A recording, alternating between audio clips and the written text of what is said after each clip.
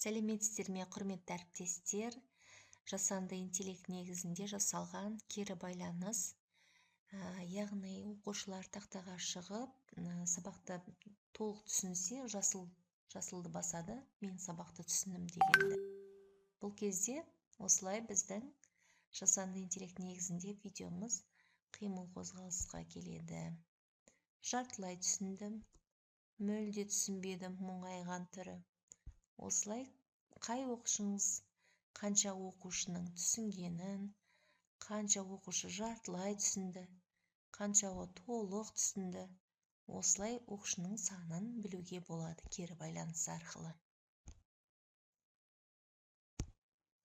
Балаларға да қызықты. Басқа түрінде жасауға тапсырыс берсеңіздер болады.